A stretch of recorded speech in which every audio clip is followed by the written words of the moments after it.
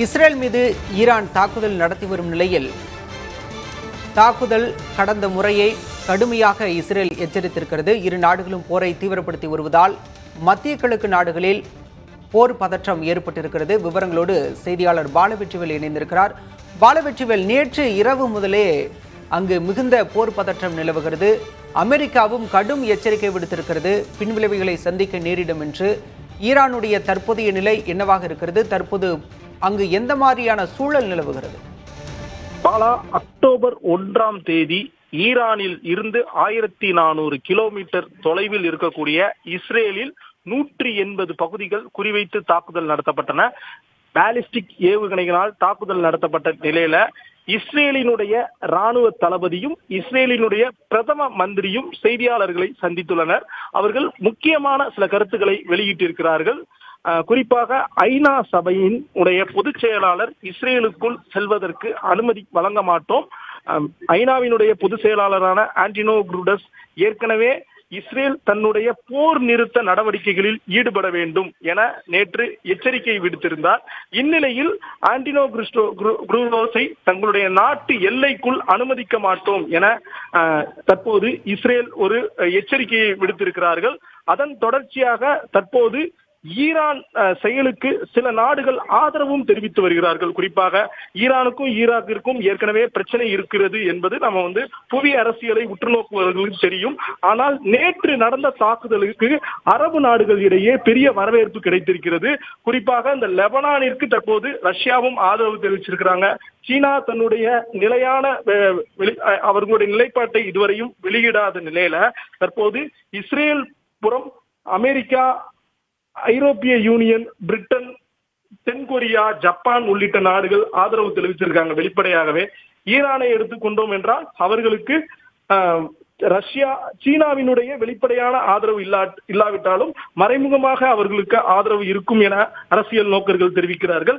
அதே போன்று அரபு நாடுகளை பொறுத்தவரை பெரும்பாலான நாடுகள் சவுதி அரேபியா மற்றும் ஐக்கிய அமீரகத்தை தவிர்த்து மற்ற அனைத்து நாடுகளும் தற்போது ஈரானுக்கு ஆதரவு அளித்துள்ளதாக தகவல்கள் முதல் கட்டமாக வெளிவந்திருக்கின்றது.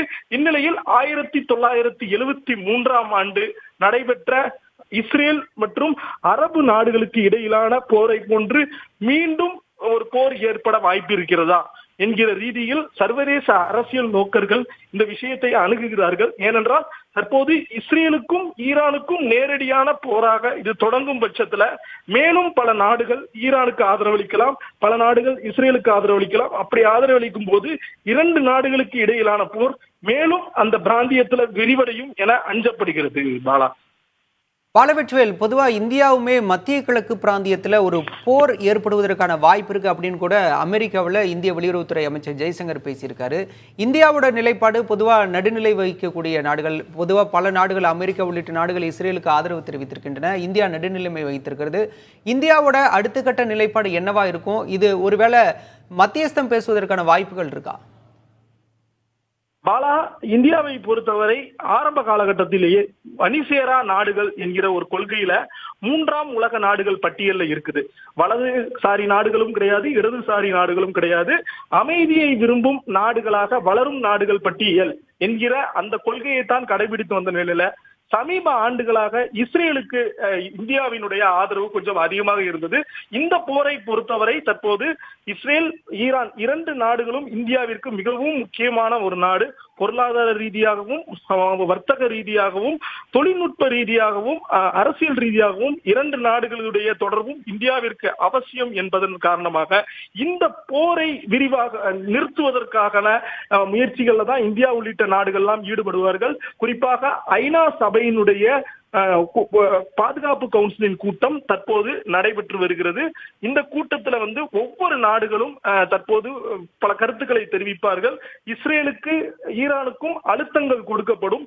மேலும் இந்த தாக்குதல்கள் இருபுறமும் இருக்காமல் இருப்பதற்கு பரஸ்பரமாக ஒப்பந்தங்கள் மேற்கொள்வதற்கு 3ஆம் உலக நாடுகள், இந்தியாவை போன்ற நாடுகள் முயற்சியில ஈடுபடும். எப்படி பார்த்தாலும் மத்திய கிழக்கு ஆசிய பிராந்தியத்தில் மிகவும் ஒரு பதற்றமான ஒரு சூழல் தான் நிலவுகிறது. நம்ம இஸ்ரேலையும் ஈரானையும் மட்டும்தான் எடுக்கிறோம். இடையில இருக்கக்கூடிய லெபனான், துருக்கி, சிரியா மற்றும் சவுதி அரேபியாவை ஒட்டி இருக்கிற அந்த நாடுகள், இந்த பிரதேசங்கள் எல்லாம் கூட ஏவுகணைகள் நேற்று அதன் வழியாக கடந்து சென்றிருக்கின்றன. ஒருவேளை அந்த தாக்குதல் தவறி மற்ற நாடு மேலும் இருந்தாலும் இந்த போரினுடைய தீவிரம் மேலும் விஸ்திரமடைய வாய்ப்பு இருக்கிறது. எனவே இந்தியா உள்ளிட்ட நாடுகள் தற்போதைக்கு அமைதி பேச்சுவார்த்தைக்கான நடவடிக்கைகளையும் முயற்சிகளையும் தான் ஈடுபடுவார்கள். பாலா, இஸ்ரேல் ஹமாஸ் இடையான போர் என்பது தற்போது லெபனான் ஈரான் என பரவி உலகெங்கும் இந்த போரின் தாக்கம் ஏற்பட்டிருக்கிறது. இஸ்ரேலுக்கு ஆதரவாக அமெரிக்கா, பிரான்ஸ் போன்ற நாடுகள் எல்லாம் இருக்கின்றன. ஈரானுக்கு ஆதரவாக ரஷ்யா ஆதரவு தெரிவித்திருக்கின்றது. அகிம்சையை போற்றிய காந்தியடிகள் பிறந்த நாளில் ஒரு அகிம்சை ஏற்பட வேண்டும் என இந்தியாவும் நடுநிலைமை வேற வகிக்கிறது. நிச்சயம் இந்த போர் முடிவுக்கு வர வேண்டும் என்பதுதான் இந்தியாவின் நிலைப்பாடாக இருக்கிறது. பார்க்கலாம், பொறுத்திருந்து பார்க்கலாம் இது எந்த கட்டத்தை நோக்கி செல்கிறது என்பது. விவரங்களுக்கு நன்றி பாலவிட்டுவேல்.